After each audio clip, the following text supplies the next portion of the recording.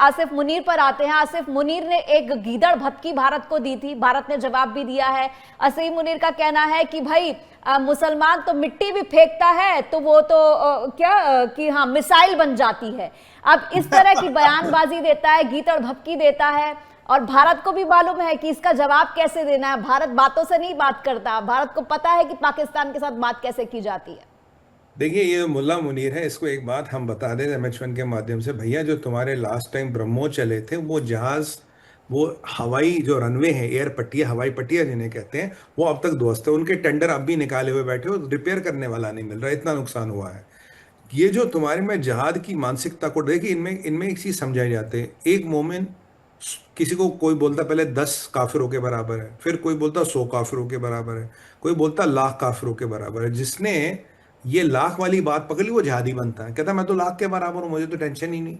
और कसाब को नहीं बोला था कि जब ये मरते हैं तो मतलब उसमें से बड़ी अच्छी चीज खुशबू आती है, मतलब ऐसे लगता है कि वो हजारों गुलाबों की खुशबू आ रही है। तो फिर उनको उसको ले गए थे, उनकी लाशें दिखाई थी कि कितनी अच्छी खुशबू आ रही थी।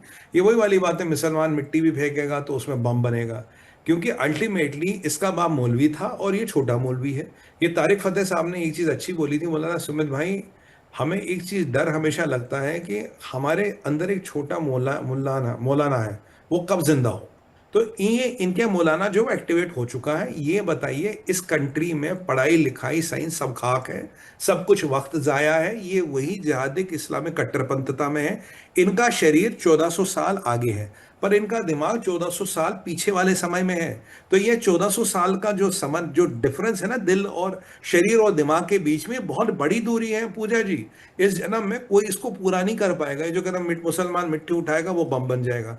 अगर ये पाकिस्तान का आर्मी चीफ कह रहा है, जिसकी अब भी हवाई पट्टियां ठुकी पड़ी है, जिसको अभी भी अमेरिका के जूते चाटता है, चाइना का थूका हुआ चाटता, तो उसके बारे में क्या कहिएगा। और इसका जो भोंपू आसिफ, वो कह रहा कि जी हम तो युद्ध के लिए तैयार हैं, हम आ जाओ युद्ध कर लो।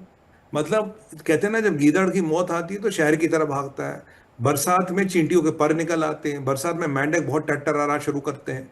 तो इनका हालत हुई है, अंदर से इनकी हालत खराब है। इन्हें पता है कि भारत अब की बार पाकिस्तान को ध्वस्त कर देगा, खत्म कर देगा। पर वही है कि इस्लामी फतूर है, इस्लामी जहाद है, दुनिया को दिखाना है, इंटरनल कंजप्शन है। वहाँ 25 करोड़ मुसलमानों को देखा, हम डरते नहीं, हम काफिरों की तो ऐसी तैसी कर देंगे। मैं तो पूछता हूँ तुमसे, मुल्ला मुनीर, जो इतने तमगे लगाए, किस जंग बदर में जीते थे? कहाँ जीते थे ये? या चाइना से पूरा कंटेनर मंगा के GHQ रावलपिंडी रखा, हर कोई 5-5 उठा के लगाता, 5 हरे वाले, 5 पीले वाले, 3 नीले वाले, ऐसे मंगाते हो क्या? कौन सा valour, which is the act of valour? किस किस कौन से जंग में तुमने ये तमगे जीते? कौन सा जंग तुमने फतेह किया जो तुम्हारे छातियों पे इतने मेडल लगे? ये भी चाइना का माल लगाते हो। और आसिफ साहब, जरा आप अपनी सुरक्षा को लेकर चिंतित होइए, क्योंकि सूत्रों से खबर मिल रही है आपकी सुरक्षा ठीक नहीं है। ऐसा ना हो कि आपको बल्ली का बकरा बाद में बना दे। तो हमें ये जो है ना, इस ये पूजा जी, एक जहाद, एक मानसिकता, it's a state of mind. जब तक आप कॉन्सेप्ट ऑफ जहाद को अनसस्टेनेबल नहीं करेंगे, जहाद नहीं रुकेगा। क्यों? जी। पिछले 1300 साल से तो डिलीवर कर रहा है ना इनके लिए। आप आज बोलो जहाद छोड़ दो, क्यों छोड़ेंगे? जब जहाद का कॉन्सेप्ट अनसस्टेनेबल हो जाता है, उसके इंप्लीकेशन इतने ज्यादा होंगे, तो जहाद खुद रुकेगा। और जहाद के लिए सबसे खतरनाक है, कोई मुसलमान समाज में अंदरूनी आवाज नहीं आती। ये नहीं कि कोई 1000 लोग, 10,000 लोग, 1 लाख लोग आए बोले ये सब गलत है, ऐसा कोई अंदर से नहीं आता। जी। ठीक है जी, ऐसा कोई मुसलमान समाज में अंदर से आवाज नहीं आती। फिर आपके ये जो इनके लीडर हैं, फारूक अब्दुल्ला, उमर उमला जैसे, ये इसको राजनीतिक संरक्षण देते हैं।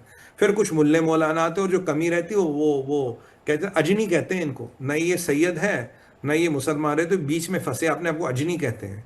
मतलब ये जो कन्वर्टेड हिंदू हैं, फिर ये अपने आप को, ये ना, वो कहता है हम सबसे बड़े मुसलमान, हम जी ये कर देंगे, मिट्टी उठा देंगे, बम बन जाएगा। मैं तो कह रहा हूँ ऐसा करो मुनीर साहब, मिट्टी के ट्रक बना दो और अपनी फौज को दे दो, बोलो गोले बना बना के हिंदुस्तान पे फेंक दो, वैसे रॉकेट बन जाएगा। तो रॉकेटो वॉकटो की जरूरत है? गाजी गजनी जो चाइना से खिलौने लाए हैं, इनको बरी कर दो, इनको जमीन में गाड़ दो। तुम तो मिट्टी का रॉकेट बना लोगे भाई। तुम्हारा शेख रशीद कहता था ना, पाव के आधे आधे किलो के हमारे पास। मतलब तुम तो गजब हो भाई। मतलब अगर जहालत की ये पराकाष्ठा कहेंगे इसको, जहालत की पराकाष्ठा का ये एक प्रतिबिंब है, एक आईना है। इससे आपको पता लगेगा पाकिस्तान की रियल औकात क्या है। और ख्वाजा आसिफ को एक बात बोलूं, ख्वाजा साहब, ये डराना वराना छोड़ दो। जिस दिन भारत को ठोकना होगा ना, पहले बता तेरा परिवार कहाँ, जाके पूछ अपने मुल्ला मुनीर से, तेरी बीवी और 3 बच्चे कहाँ? अमेरिका में रहते हैं, वर्जीनिया में। अगर औकात थी ना तो बीवी बच्चों को वहां रखता। तो तुम्हारे सिपह सालार इस्लाम और सिपह सालार पाकिस्तान को अपनी बीवी बच्चों को वो प्रोटेक्ट कर पाएगा, उनकी रक्षा कर पाएगा, उसकी गारंटी नहीं। उन्हें तो भेज दिया कहाँ, अमेरिका। और तुम्हें ये लारे लपे दे रहा, मिट्टी उठाओगे बम बन जाएगा, मिट्टी उठाओगे मिसाइल बन जाएगा, हम युद्ध के लिए तैयार है। अरे तालिबानियों ने, तहरीके तालिबान ने तुम्हारी पतलूने उतार उतार के तुम्हें भगा दिया, तुम हिंदुस्तान से क्या लड़ोगे? जी। अब की बार 5 बार आए थे ना लड़ने, क्या घंटों को ले लिया तुमने यहाँ से?